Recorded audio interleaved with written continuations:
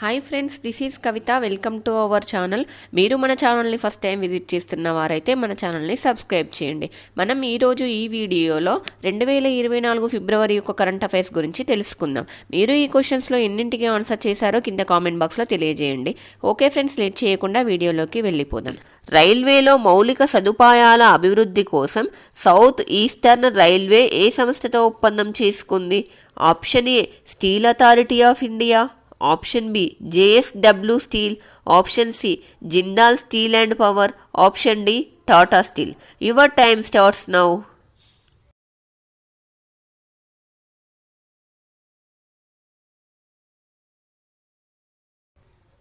The correct answer is option D Tata steel. రైల్వేలో మౌలిక సదుపాయాల అభివృద్ధికి సౌత్ ఈస్టర్న్ రైల్వే టాటా స్టీల్తో ఒప్పందం చేసుకుంది.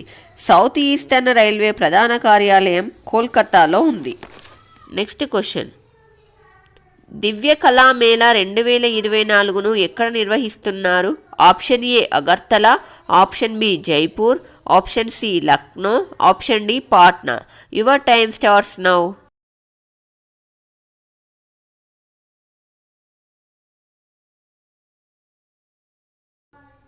The correct answer is option A, Agartala.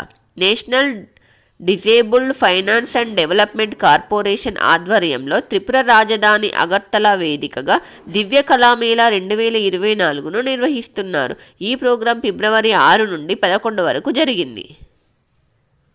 Next question, Deenbandhu Chhotu Ram thermal power plant ఏ రాష్ట్రంలో ఉంది?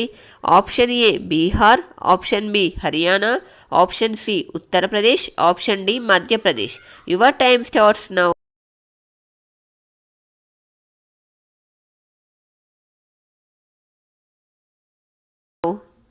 The correct answer is option B Haryana. Haryana రాష్ట్ర ప్రభుత్వం యమునానగర్లో 800 మెగావాట్ల దీన్బంధు చోటు రామ్ థర్మల్ పవర్ ప్లాంట్ నిర్మాణానికి ఆమోదం తెలిపింది. రాష్ట్ర ముఖ్యమంత్రి మనోహర్ లాల్ ఖట్టర్ దీని నిర్మాణ బాధ్యతను BHELకు అప్పగించారు. రూపాయలు 6,900 కోట్లతో ఈ ప్రాజెక్టును 57 నెలల్లో పూర్తి చేయాలని లక్ష్యంగా పెట్టుకున్నారు. నెక్స్ట్ క్వశ్చన్, భారతదేశంలోని ఏషియన్ డెవలప్మెంట్ బ్యాంక్ కొత్త డైరెక్టర్గా ఎవరు నియమితులయ్యారు? Option A Soumya Swaminathan, option B Takeo Konishi, option C Mio Oka, option D Gita Gopinath. Your time starts now.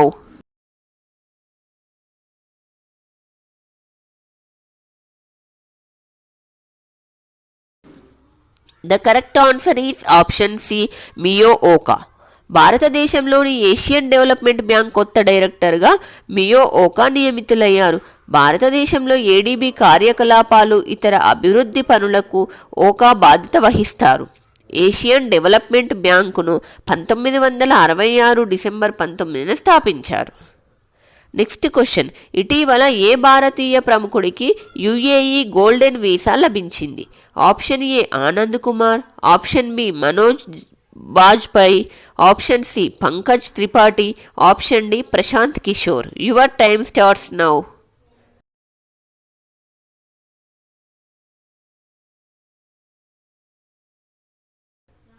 The correct answer is option A Anand Kumar.